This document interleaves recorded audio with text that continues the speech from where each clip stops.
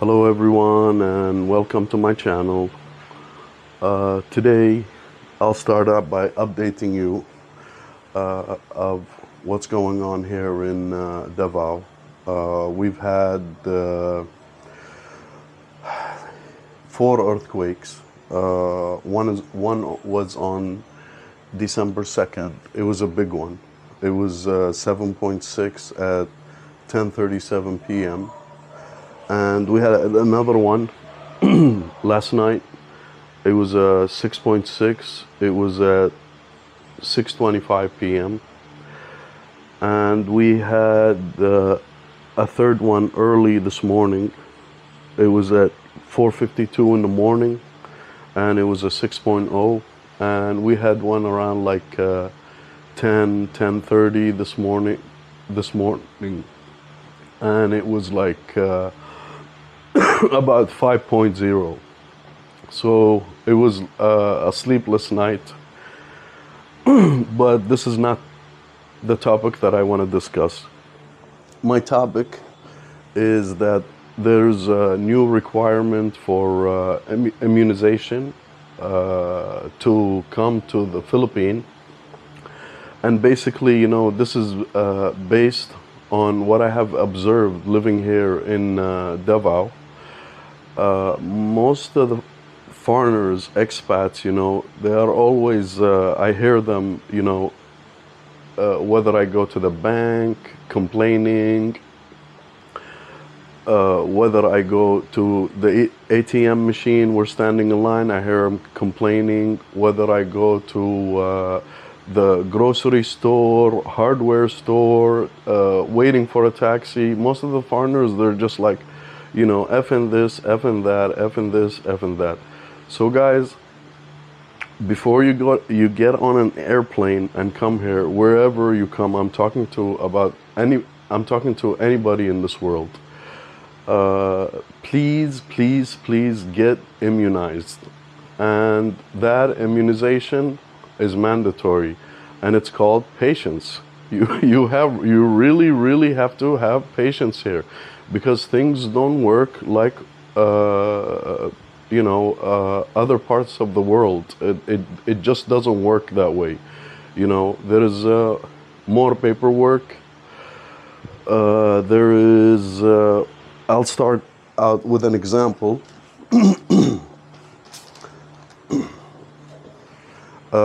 For instance, the supermarket. When I came here, I really had a hard time, with the supermarket. I just couldn't understand. Although I've been immunized with patients because I'm retired, and whatever, when things go wrong, I'm pretty cool. I'm controlling my cool, and not. And not really insulting, the person that I'm talking to, because it's just like, to him, this is a normal, this is a normal process. So for example, for the supermarket, sometimes you'll go to buy something in the supermarket and it will be out of stock. I mean, I'll give you an example. Cereal comes and goes. Useful cereals, health cereals, it comes and it then all of a sudden disappear. Angel hair pasta, it comes and then in a blink of an eye it will disappear. So usually when I find something that that I'm using on a daily basis, I'll get like 3-4 items and stock them. As you can see in the background, I have a lot of stock. So basically, when you go to the supermarket, except to wait in line for 15, 20, 30 minutes, maybe even more. Like, for example, by the time you get your turn, and I always have this problem, the cashier is handing over her shift to another cashier. So you have to wait for at least another 10 minutes for her to log out, and her boss comes and then logs the other lady in, okay? And then that's like, sometimes I will wait for 30 minutes. Sometimes I'll wait for 30 minutes in line. Sometimes I will wait for 15 minutes because the cashiers, you know, are gonna exchange shift. Another thing is I had to carry my passport because, you know, they have to check your ID. It doesn't matter, you have a PIN code on, you know, on your credit card, and my credit card is in peso. It's a travel card. You guys should get one. It really makes life easy here. Excuse me. So basically, they have to check ID. So I had to carry my passport around, and thank God, you know, after 3 months, my Filipino ID came, and that made my life really simple. Now they just check my ID. And my passport is locked and safe because, you know, it rains a lot here. So I was like super afraid, you know, that I had the passport in like 2 Ziploc bags, you know, just in case, you know, because sometimes it will rain and you'll get drenched, you know, you'll come home super drenched. When it rains here, it pours. So this is for the supermarket, and sometimes, you know, the cashiers will have you sign both slips that came out of the machine. Sometimes they won't have you sign. Sometimes they'll have you sign one.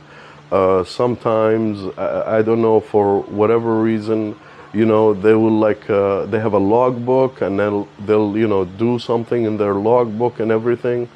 And so you just have to be patient, you know. Usually I try to, you know, strike up a conversation with the person behind me or the person in front of me, and you'll find, you know, that half an hour just like, or 40 minutes, you know, it just like slides right through.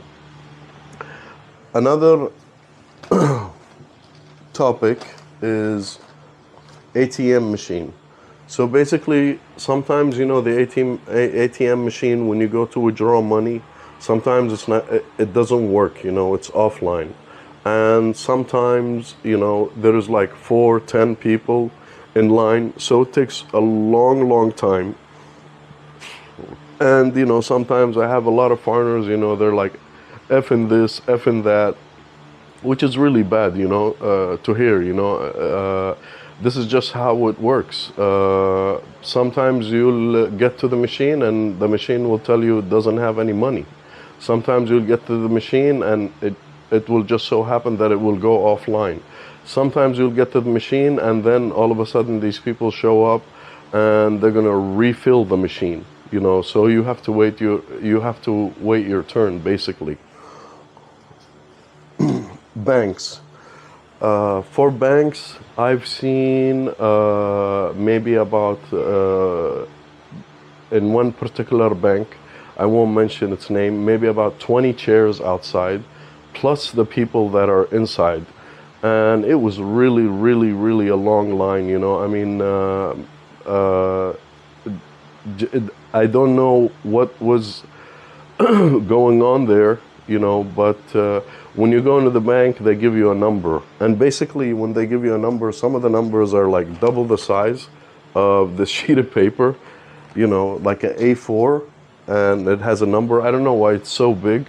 And then you have to wait based on what you have requested, what kind of transaction that you're going to do. So it might take you an hour, it might take you 2 hours in the bank. And you hear people, you know, screaming and yelling and like that. Sometimes, you know, some, you know, foreigners, and it's really not good, you know, because, hey, look, other people are waiting exactly like you know, for an hour, 2 hour, and you just have to, you know, have that immunization, you know, you have to be patient. The drugstore. Usually when I go to the drugstore, I'm telling them senior citizen. So sometimes that will pass and sometimes that will not go, and he'll just give me a regular number. And if it comes for your turn, you know, you've been waiting for half an hour, maybe 45 minutes, it will they will tell you it's out of stock. So when is this medication going to come? It'll come after 1 month. And then even if this medication is available, there is like a controller in a drugstore. So when you get the medication, and which way you're going to pay, by credit card or by cash, it has to go to a controller. And everything is in that little basket, and they have to count the pills, verify the pills, and the machine is basically there, if you're using your card. And usually, they'll bring it to you, so you can punch in your secret number, so you can make the purchase. Or if you paid cash, then some of them only accept cash also, so don't think everybody accepts credit cards. Also, restaurants. When you go to restaurants, sometimes, you're 4 people, you will make your order, and then your order will come. The other 3 guys, they won't get their order until maybe you're finished your meal, maybe 15 minutes later. Sometimes, like for example, I've been to Burger King, and their chicken King Whopper thing, they were all like sold out. Even sometimes, the Sprite and the Mountain Dew and the root beer, it's sometimes you'll go into a restaurant and it's sold out. Also, sometimes, you'll go to a restaurant, you'll enjoy a really good meal, and then you'll crave it, and then you'll go to that restaurant, and sometimes it will, they will say, sir, we're out of stock, on a particular steak, or whatever, that you're craving for, and you tasted it before, and you want to have it again. So never be surprised, and have patience. For hardware, electronic equipment, I bought a couple of fans, I bought conductor electric oven, I bought, what else did I buy? Pressure cooker, anything that you will buy. Like for example, my first fan that I bought, they told me come back after 15 minutes. And then I came back after 15 minutes, waited plus 5-10 minutes till they bring it from the warehouse. Then after that, they had to open it. It's a must.